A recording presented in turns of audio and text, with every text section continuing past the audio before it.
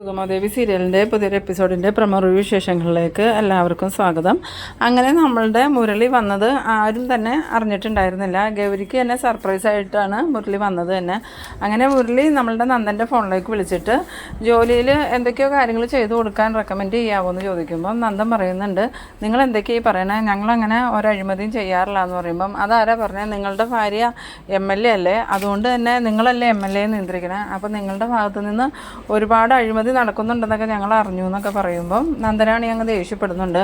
നിങ്ങളോട് ഇതൊക്കെ ആരാ പറഞ്ഞതെന്ന് ചോദിക്കുമ്പം എൻ്റെ ഒരു കൂട്ടുകാരനെ പറഞ്ഞു, എന്തായാലും ഞാൻ ഇതിനു വേണ്ടി കേസ് കൊടുക്കാൻ പോകാമെന്ന് പറയുമ്പം കേസ് കൊടുത്തിട്ടുണ്ടെങ്കിൽ നിങ്ങളുടെ കൂട്ടുകാരനും പെടുമെന്ന് പറയുന്നുണ്ട് കേട്ടോ. ആ സമയത്ത് നന്ദനക്കാണെങ്കിൽ ഒന്നും മനസ്സിലാവണില്ല. പിന്നീട് മുരളി പറയുന്നുണ്ട്, എടാ നന്ദ ഇത് ഞാനാടാ മുരളി ആടാന്ന്. ആ സമയം നന്ദനാണെങ്കിൽ ആകെ അങ്ങോട്ട് അത്ഭുതമാവുന്നുണ്ട്. കാരണം മുരളി വന്ന കാര്യം ആരും തന്നെ അറിഞ്ഞിട്ടില്ല. എപ്പോഴും മുരളി വിളിക്കുന്നതുമാണ്. എന്നിട്ട് നീ എപ്പോഴാണ് വന്നതെന്ന് ചോദിക്കുമ്പോൾ ഞാനിപ്പോൾ 10 മിനിറ്റേ ആവുള്ളൂ വന്നിട്ട്, നീ എന്താ എന്നോടൊന്നും പറയാണ്ടിരുന്നത്, ഭാർഗവി ആൻറ്റിയും പറഞ്ഞില്ലല്ലോ എന്ന് പറയുമ്പം അതിന് അമ്മ അറിഞ്ഞിട്ട് വേണ്ടേ, അമ്മയോ ഗൗരി ആരും അറിഞ്ഞിട്ടുണ്ടായിരുന്നില്ല. ഗൗരി അറിഞ്ഞത് ഞാനിവിടെ വന്നതിന് ശേഷമാണ്. ആ സമയത്ത് ഗൗരി വേഗം തന്നെ ആ മുരളിയുടെ ഇന്ന് ഫോൺ വാങ്ങിയിട്ട് നന്ദുവിനോട് പറയുന്നുണ്ട്, എൻ്റെ നന്ദു ഞാനിന്ന് ഇങ്ങനെ ഇരുന്ന് ഉറങ്ങിപ്പോയി, അമ്മയാണ് ഈ വെളിയിലേക്ക് പോയപ്പോൾ ഞാൻ ആ ടേബിളിൽ തലവെച്ച് കിടന്നതാണ്. ഉറങ്ങിപ്പോയ സമയത്ത് ഞാൻ ഉറക്കത്തിലൊരു സ്വപ്നം കണ്ടു, മുരളിയേട്ടനും ഞാനുമായിട്ട് ഇങ്ങനെ ഓരോന്ന് സംസാരിക്കണതൊക്കെ. അതിൻ്റെ ഇടയ്ക്ക് മുരളിയേട്ടൻ എന്നെ വിളിക്കും പോലെ തോന്നിയിട്ട് എന്താ മുരളിയേട്ടാന്ന് ദേഷ്യപ്പെട്ട് ചോദിച്ചുകൊണ്ട് ഞാൻ കണ്ണ് തുറന്ന് നോക്കിയതും മുരളിയേട്ടൻ എൻ്റെ മുമ്പിൽ നിൽക്കണു. എനിക്കാണെങ്കിൽ സ്വപ്നമാണോ സത്യമാണോ എന്ന് പോലും മനസ്സിലാക്കാൻ പറ്റിയില്ല. പിന്നീട് എനിക്ക് മനസ്സിലായ മുരളിയേട്ടൻ ശരിക്കും ഇവിടെ വന്നേക്കാന്ന്, എന്നോട് ഒരു വാക്ക് പോലും പറഞ്ഞില്ല. ആ സമയത്ത് നന്ദൻ പറയുന്നുണ്ട്, അതിന് കുഴപ്പമില്ല ഗൗരി, എന്തായാലും അവനിവിടെ എത്തിയില്ലോ, ഇനി നമുക്ക് അവനെ പറഞ്ഞു വിടണ്ട, അവൻ ഇവിടെ തന്നെ പിടിച്ചു നിർത്തണം, ഇവിടെ എന്തെങ്കിലും ജോലിയൊക്കെ ആയിട്ട് അവൻ നടക്കട്ടെ എന്ന്. ആ സമയം മുരളി പറയുന്നുണ്ട്, അല്ലെങ്കിലും ഞാനിനി പോകാനൊന്നും തീരുമാനിച്ചിട്ടില്ലടാ, ഇനിയിപ്പോൾ നിൻ്റെ ഭാര്യ ദേവി MLA ആയ സ്ഥിതിക്ക് MLAയുടെ കെയർ ഓഫിൽ എനിക്ക് എവിടെയെങ്കിലും ഒരു ജോലിയൊക്കെ കിട്ടുമല്ലോ എന്ന് പറയുന്നത്. ആ സമയത്ത് ദേവി പറയുന്നുണ്ട്, എൻ്റെ കെയർ ഓഫിൽ ജോലിയൊന്നും പ്രതീക്ഷിക്കേണ്ട, അല്ലാണ്ട് മുരളിയേട്ടനെ എവിടെയെങ്കിലും നമുക്ക് ജോലി സെറ്റാക്കാമെന്ന്. പിന്നീട് കാണിക്കുന്നത് നമ്മളുടെ അരുന്ധതിനെയും ഋഷിനെയും CPനെയാണ്. CPയോട് അരുന്ധതി പറയുന്നുണ്ട്, ഞാൻ ഒരിക്കലും പ്രതീക്ഷിക്കാത്ത ഒരു തിരിച്ചടിയാണ് ദേവിക എനിക്ക് തന്നിരിക്കുന്നത്, അതുകൊണ്ട് തന്നെ അവളെ ഞാൻ വെറുതെ വിടാൻ തീരുമാനിച്ചിട്ടില്ല. ഞാൻ അപ്പോഴേ മേഡത്തോട് പറഞ്ഞതല്ലേ ദേവികയ്ക്ക് വേണ്ടി ഒരുപാട് പൈസ ഒന്നും ചിലവാക്കണ്ടെന്ന്. അന്ന് മേഡം അത് കേട്ടിരുന്നെങ്കിൽ ഇപ്പോൾ മേഡത്തിന് ഈ അവസ്ഥ വരുമായിരുന്നോ. എന്തായാലും പ്രഭാവതിയുടെ മരുമകളല്ലേ ദേവിക, അപ്പോൾ അവരുടെ ഇതിനല്ലേ നിൽക്കുള്ളൂ. സിദ്ധാർത്ഥനെ കൊല്ലാൻ ശ്രമിച്ച ആളുടെ ഒപ്പം ദേവിക നിൽക്കുമോ. ആ സമയം അരുന്ധതി പറയുന്നുണ്ട്, എന്നാലും ആ രാധാമണി എന്തൊരു ചതിയാണ് ചെയ്തത്, അവർ പിടിക്കപ്പെട്ടപ്പം എൻ്റെ പേര് പറയാതിരുന്നെങ്കിൽ കുഴപ്പമില്ലായിരുന്നു, ഇതിപ്പോൾ അവരെൻ്റെ പേര് പറഞ്ഞു എന്ന് അറിയാതെയല്ലേ ഞാൻ അവിടെ പോയി ആ മാതിരി നാണം കെട്ടത്. ആ സമയത്ത് ഋഷി പറയുന്നുണ്ട്, എന്തായാലും ദേവികയെക്കുറിച്ച് ഞാൻ ഇങ്ങനെയൊന്നും ചിന്തിച്ചിരുന്നില്ല, ഒരു നിഷ്കളങ്കയായ പാവം പെൺകുട്ടിയാണെന്ന് വിചാരിച്ചിരുന്നത്, പക്ഷെ അവൾ അത്ര നിഷ്കളങ്കയൊന്നും അല്ല, നല്ല കൗശലക്കാരി തന്നെ. അല്ലെങ്കിൽ പിന്നെ സിദ്ധാർത്ഥന് വെട്ടേറ്റു എന്നും പറഞ്ഞുകൊണ്ട് ഇവിടെ വന്ന് അമ്മയെ വിളിച്ച് അങ്ങോട്ട് കൊണ്ടുപോയി അവരുടെ എല്ലാവരുടെയും മുമ്പിലിട്ട് ഈ മാതിരി നാണം കെടുത്തി അപമാനിച്ച് വിടില്ലല്ലോ എന്ന്.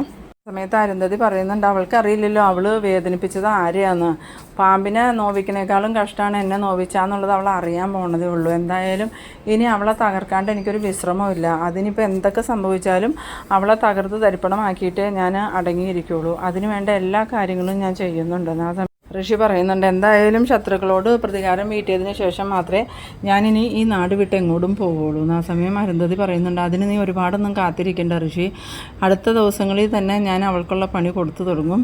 അവൾ എത്ര ദിവസം MLA കസേരയിൽ ഇരിക്കുമെന്ന് എനിക്കൊന്ന് കാണണം. എന്തായാലും അവൾക്ക് ആ MLA കസേര കിട്ടാൻ കാരണക്കാരി ഞാനല്ലേ, എന്നിട്ട് അവൾ എന്നെ തന്നെ തിരിച്ചാക്രമിച്ചിരിക്കുന്നു, അതുകൊണ്ട് ഞാനിനി അവളെ ഒരു കാലത്തും വെറുതെ വിടാൻ പോണില്ല. അവളെ ഞാൻ എൻ്റെ ശത്രുവായി പ്രഖ്യാപിച്ചു കഴിഞ്ഞു. അതുമാത്രമല്ല അവളുടെ കുടുംബജീവിതം ഇനി നല്ല രീതിയിൽ മുന്നോട്ട് പോവില്ല എന്ന്. പിന്നീട് കാണിക്കുന്നത് നമ്മളുടെ ത്യാഗരാജനെയാണ്.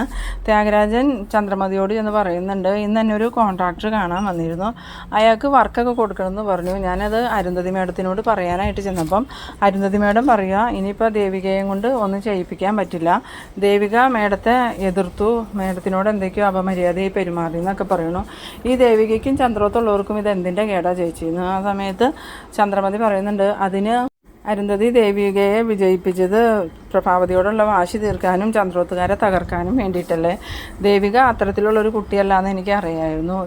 ദേവികയുടെ കുടുംബത്തോടൊപ്പേ നിൽക്കുള്ളൂ, അല്ലാതെ അരുന്ധതിയുടെ താളത്തിന് തുള്ളൊന്നുമില്ല. എന്തായാലും ദേവിക ചെയ്തത് വലിയൊരു ചതിയായിപ്പോയി. ഇതിന് മേഡം വെറുതെ വിടുമെന്നൊന്നും എനിക്ക് തോന്നണില്ല എന്ന് പറയുമ്പം ചന്ദ്രമതി പറയുന്നുണ്ട്, അവരെന്ത് വേണമെങ്കിലും ചെയ്തോട്ടെ, പക്ഷേ അതിൻ്റെ കൂടെ നീയും ഉണ്ടെന്ന് ഞാൻ അറിയരുത്. അങ്ങനെ അറിയണ ആ നിമിഷം നിന്നെ ഈ വീട്ടിൽ നിന്ന് നാട്ടിൽ നിന്ന് ഞാൻ തുരത്തുന്നു. ആ സമയം ത്യാഗരാജൻ പറയുന്നുണ്ട്, ചേച്ചി ഇത് എന്തൊക്കെയാണ് പറയണേ, എനിക്ക് ചന്ദ്രോത്തുള്ളവരും ചേച്ചിയല്ലേ വലുത്, അല്ലാതെ എവിടുന്നോ വന്ന അരുന്ധതിയാണോ എന്ന് ചോദിക്കുമ്പം അതൊക്കെ എനിക്ക് സംശയമുണ്ട്. നീ പല പ്രാവശ്യം അവരുടെ ഓരോരോ കാര്യങ്ങളിൽ എന്നോട് സംസാരിച്ചിട്ടുണ്ട്. അതുകൊണ്ട് തന്നെ നീ ചന്ദ്രോത്തുകാരോട് ചെയ്ത ദ്രോഹമൊക്കെ അവരുടെ നിർദ്ദേശപ്രകാരമാണ് എനിക്ക് തോന്നണേന്ന്. ആ സമയം ത്യാഗരാജനാണെങ്കിൽ പിന്നെ ഒന്നും മിണ്ടണില്ല കേട്ടോ. പിന്നീട് കാണിക്കുന്നത് നമ്മളുടെ രജനിയാണെങ്കിൽ ഗിരീഷിൻ്റെ അമ്മയോട് പറയുന്നുണ്ട്, ഞാനൊന്ന് വീട് വരെ പോവാം അമ്മേ, എന്തായാലും എനിക്ക് ആ ദേവികയെ ഒന്ന് നേരിട്ട് കാണണം, അവളെ കണ്ട് 4 വാക്ക് സംസാരിക്കണമെന്ന്. ആ സമയത്ത് എന്തിനാ രജനി ഇപ്പം അങ്ങോട്ട് പോകണേ, ഗിരി അറിഞ്ഞിട്ടുണ്ടെങ്കിൽ അതും പറഞ്ഞ് വഴക്കുണ്ടാക്കൂട്ടോ എന്ന് വയ്ക്കുമ്പം അമ്മ തൽക്കാലം ഗിരിയോട് പറയാനൊന്നും നിൽക്കണ്ട. കഴിഞ്ഞ ദിവസം അച്ഛനെ കൊല്ലാനായിട്ട് ആ സ്ത്രീ നോക്കിയില്ലേ, അന്നേ ഞാൻ പറഞ്ഞത് ആ സ്ത്രീയെ കൊണ്ടുവരേണ്ട വീട്ടിലേക്കെന്ന്, അവരെ അവരുടെ വീട്ടിലോട്ട് പറഞ്ഞുവിടാൻ. അന്ന് ദേവികയ്ക്കും അമ്മയ്ക്കും ആയിരുന്നു നിർബന്ധം ആ സ്ത്രീയെ വീട്ടിൽ കൊണ്ടുവന്ന് താമസിപ്പിച്ച് ദേവികയ്ക്ക് നല്ല പേരെടുത്ത് കൊടുക്കണമെന്നും പറഞ്ഞാൽ അമ്മ അതിന് തയ്യാറായത്. എന്നിട്ടിപ്പോൾ എന്തായി, ഭാഗ്യം കൊണ്ട് അച്ഛൻ്റെ ജീവൻ കിട്ടിയത്, അല്ലെങ്കിൽ അച്ഛനെ അവർ കൊന്നേനേന്ന്. അതൊക്കെ കഴിഞ്ഞു പോയില്ലേ രജനി, ഇനി അത് പറയണേ എന്തിനാന്ന് ചോദിക്കുമ്പം അത് പറയാതിരിക്കാൻ പറ്റില്ല അമ്മേ, കാരണം ദേവികയ്ക്ക് അരുന്ധതി എന്ന് പറഞ്ഞാൽ ജീവനായിരുന്നു. അരുന്ധതിനെയും അവരുടെ മോനെയും രക്ഷപ്പെടുത്താൻ വേണ്ടിയിട്ടല്ലേ ദേവിക ഒരുപാട് കള്ളങ്ങൾ പറഞ്ഞതും നമ്മളുടെ വീട്ടിൽ ആ വെഡ്ഡിങ് ആനിവേഴ്സറിയുടെ ദിവസം അത്രയും പ്രശ്നങ്ങളുണ്ടായതും. എന്നിട്ടിപ്പോൾ ആ അരുന്ധതി തന്നെയല്ലേ അച്ഛനെ കൊല്ലാൻ ആളെ അയച്ചത്. അതിനു മുമ്പ് അമ്മയെ കൊല്ലാൻ അവരുടെ മകൻ പല പ്രാവശ്യം നോക്കി. ഒരു ദിവസം വീട്ടിൽ അതിക്രമിച്ച് കയറി അമ്മയെ കൊല്ലാൻ നോക്കി. അന്ന് ദേവിക അവനെ രക്ഷപ്പെടുത്തുകയല്ലേ ചെയ്ത്, എൻ്റെ സുഹൃത്താണെന്നും പറഞ്ഞ്. അന്ന് ശരിക്കും അവനെ പോലീസിന് കൈമാറേണ്ടതായിരുന്നു. ദേവികയുടെ ആ ഒരൊറ്റ സംസാരത്തിലാണ് പോലീസ് തിരിച്ചു പോയതെന്ന്. എന്തായാലും ഞാനിന്ന് അവളെ കണ്ട എല്ലാം ചോദിച്ചിട്ടേ വരുന്നുള്ളൂ എന്ന് പറഞ്ഞ് രജനി അങ്ങോട്ട് പോകുന്നുണ്ട്. പിന്നീട് കാണിക്കുന്നത് നമ്മളുടെ ഭാർഗവീനെയാണ്. ഭാർഗവി മാർക്കറ്റിൽ പോയി സാധനങ്ങളൊക്കെ വാങ്ങി തിരിച്ചു വരുമ്പം അകത്തുനിന്ന് ആരൊരു സംസാരം കേൾക്കുന്നുണ്ട്.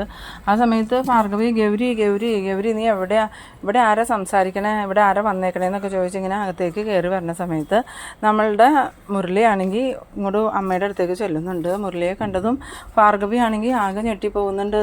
നീ എപ്പോൾ വന്നു മോനേന്ന് ചോദിക്കണം. ഞാൻ വന്നിട്ട് കുറച്ച് നേരമായി അമ്മേന്ന്. ആ സമയത്ത് ഗൗരിയോട് പറയുന്നുണ്ട്, മുരളി വരുമെന്ന് പറഞ്ഞിട്ട് നീ എന്താ എന്നോട് പറയാണ്ടിരുന്നതെന്ന് ചോദിക്കുമ്പം എൻ്റെ അമ്മ അതിന് ഗൗരി പോലും അറിഞ്ഞില്ല, ഞാൻ വന്നതിന് ശേഷം അവൾ അറിഞ്ഞത്.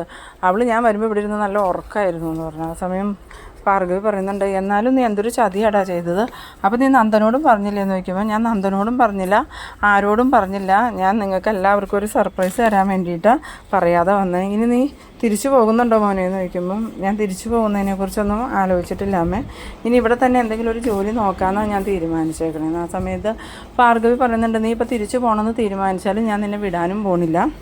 ഈ പെണ്ണും ഞാനും ഒറ്റയ്ക്ക് എത്ര കാലം ഇങ്ങനെ ജീവിക്കണേ, ഇവൾക്കും ആഗ്രഹം ഉണ്ടാവില്ലേ നിൻ്റെ ഒപ്പം താമസിക്കണമെന്ന്. ഇതിപ്പോൾ നീ അവിടെയും ഇവിടെയായിട്ട് എന്തൊരു ജീവിതം ജീവിക്കണേ. ഇനി എന്തായാലും ഇവിടെ എന്തെങ്കിലും ഒരു ജോലി കണ്ടുപിടിച്ച് നീ ഇവിടെ നിൽക്കുന്നു. ആ സമയം മുരളി പറയുന്നുണ്ട്, എന്തായാലും ഞാനും നന്ദനും കൂടി എന്തെങ്കിലും ഒരു ബിസിനസ് തുടങ്ങിയാലോ എന്നൊരു ആലോചന ഉണ്ട് അമ്മേ. എന്തായാലും ധൃതി പിടിച്ചൊന്നും ചെയ്യണില്ല, സാവകാശം ആലോചിച്ചിട്ടേ ഉള്ളൂ എന്ന്.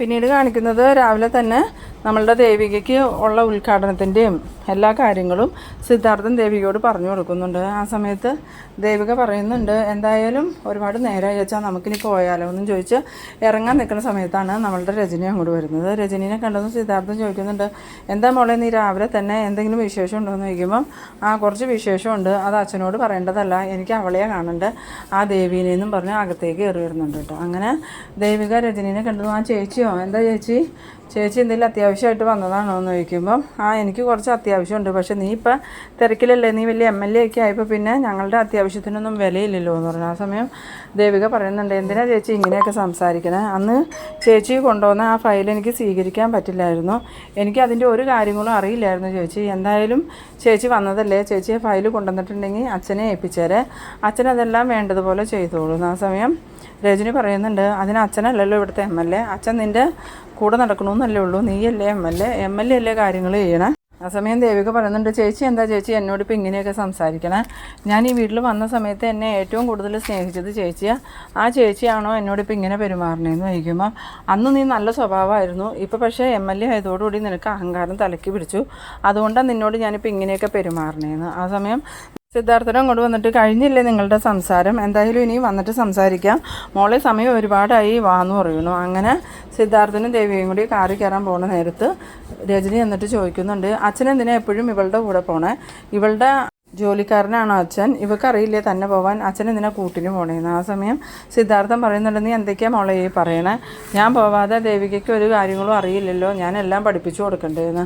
ആ സമയം രജനി പറയുന്നുണ്ട്, അങ്ങനെ ഇപ്പോൾ അച്ഛൻ ഇവളെ കാര്യങ്ങൾ പഠിപ്പിക്കാനായിട്ട് പോകണ്ട, അച്ഛനും കൂടി വീട്ടിലോട്ട് വന്നേന്നും പറഞ്ഞ് സിദ്ധാർത്ഥൻ്റെ കയ്യെ പിടിച്ച് വലിച്ച് വീട്ടിലോട്ട് കയറ്റിക്കൊണ്ട് വരുന്ന ആ ഒരു സീനിലാണ് ഈ എപ്പിസോഡ് അവസാനിക്കുന്നത്. അപ്പോൾ നിങ്ങൾ എൻ്റെ വീഡിയോ ആദ്യമായി കാണുന്നവരാണെങ്കിൽ ചാനലൊന്ന് സബ്സ്ക്രൈബ് ചെയ്യാനും ഇഷ്ടമായ ലൈക്ക് ചെയ്യാനും ഷെയർ ചെയ്യാനും മറക്കരുത്.